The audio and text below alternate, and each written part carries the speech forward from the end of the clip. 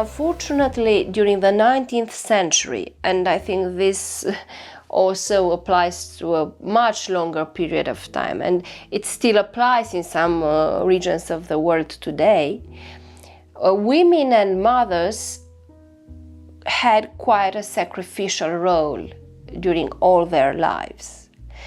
This characterized, for example, not only my sister Sasha, but also our mother. Because a woman in that time dedicated almost entirely her energy and her time, and so all her resources, to her family, to raising her children, to her husband, and to a lot of social conventions. So if there were women who were more fragile from an emotional point of view, who were more sensitive, who had a profound spiritual being, it was very hard for them not to have the context of developing their own being, not to have the time and the resources to do things for their own sake. My sister and my mother did almost nothing during their lives for their own sake. My sister raised up 7 children, and she had a very loving husband, but however, the context, the social context, the life in that times was quite difficult, and she simply did not have the resources, the time, or she didn't have the strength to do something else than all the other women did. And she conformed to this status of being only a mother and a wife. And she suffered a lot because of this. And I did understand 2 important things from her own life lesson. The first one is that the idea of sacrifice does not serve anyone in the end. Although at the beginning, when you think that you are sacrificing, you might think that you are helping the people that you love. If you keep on doing this on a daily basis and all your life, in the end you will arrive to a point when you will be completely unhappy, completely drained of energy and of love, and you will start not being well from an emotional point of view, and in the end, of course, as the emotions are closely linked with the mind and with the energy and with the physical body, you will start getting sick in one way or another. So speaking about my sister, although at the beginning it might have sounded nice to dedicate her life, her entire life to the others, in the end, when she became more and more unhappy, no one around her, the children, her husband, her siblings, no one was happy. On the contrary, we all suffered. And it's not by mistake, let's say, that she was the first of the Tchaikovsky siblings to die. And as we had this very strong emotional bond between us, it's also not by mere coincidence that I was the second to die in a short period of time after her own death. The relationship between us was a very complex, a very difficult, a very intense, and a very strong one. So everything that was in her life influenced me greatly, and the other way around, although it was not all the time on a conscious level, of course. So the first lesson was that in the end, sacrificing yourself all the time will not bring joy to the others, but on the contrary will bring unhappiness. The second idea that Sasha transmitted to me is linked to this idea of social conventions that we have already discussed in another episode of our podcast. We discussed about forms without content, about how the falsehood of society revolted me, and still does.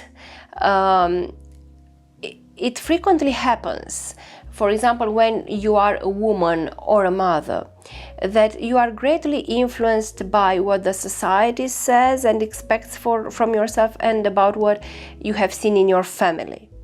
So you are influenced by, let's say, the family karma and the psychogenealogy topics that we have already discussed too in our podcast. Because when you become a mother, maybe without being conscious at all about it, you assume some behaviors that you have seen to your mother or to your grandmother. Or maybe they also insist on the idea that you should do this in this way and that in that way. Today there are a lot of books to read, a lot of courses regarding the first days and the first months of being a mother, in which you start assuming without discernment that all the things should be done in this way. For example, there is such a strong pressure on the idea of natural breastfeeding. Of course that natural breastfeeding is the best way to feed a child, because everything that is really natural is better than what is artificial and created by man. So this is of course true, but it depends a lot on the context of the mother. If the mother, for example, has a postpartum depression, if she has great problems with sleeping after she gave birth, if she is extremely tired, if she does not have enough milk, and so on, then all this pressure to consider natural breastfeeding mandatory and extremely important might cause a very negative impact on the young mother and in the end on the child himself or herself. So I think that each woman should have the power and the energy to make a few steps back and to think, is this really my own opinion or my own choice on this topic or not? Of course that I don't suggest at all the idea to ignore the other's experience. On the contrary, you might find very useful pieces of advice in the wisdom and the experience of the others around you, or in the books or in the courses you are attending for becoming a mother. But you should always filter everything that you receive either from the family or from the society, and you should filter them by being really honest and true to yourself, and to see what does really answer to your own needs and values, and what you simply taken without discernment from others. So of course, I think that everything that I said is also perfectly valid for men too. Not about breastfeeding, of course, but the idea of filtering the society's expectations and your family expectations, and the idea to help the others when you can and as much as you can, but without totally sacrificing yourself, are some important principles that I also think are applicable to men too. But we opened the discussion speaking about my sister, and I also added my mother in this discussion, because a lot of the problems that my sister had were also influenced by my mother's own karma and my mother's own image and model. And I want to say, before closing this topic, that one of the most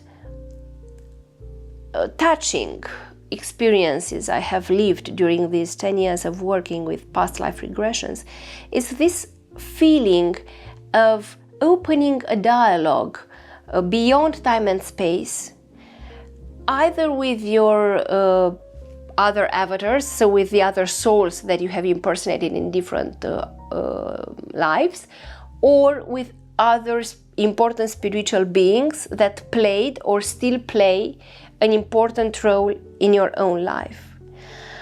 Because in these dialogues, I simply feel that we help each other a lot all the time in the other dimensions. I really felt as a woman and as a mother in this lifetime that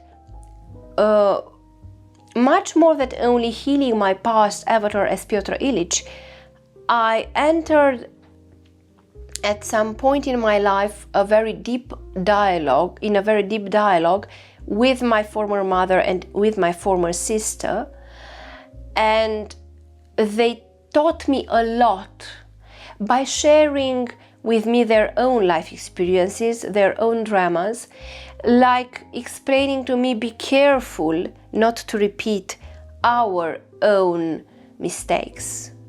And I thought that this sharing of experience and of love beyond time and space was some of the nicest and the deepest emotional process in a regression therapy. It's something very important to feel the support of the beings that loved you and that still love you. Yes, so in the end, I would like to bow in front of the spirits who were my mother and especially my sister Sasha, who is also one of the spirits to whom I dedicated my book, being Pyotr Ilyich. I do feel an enormous love and an enormous respect for the one who was and still is in my life, fortunately, and who was Aleksandra Ilinichna Davydova.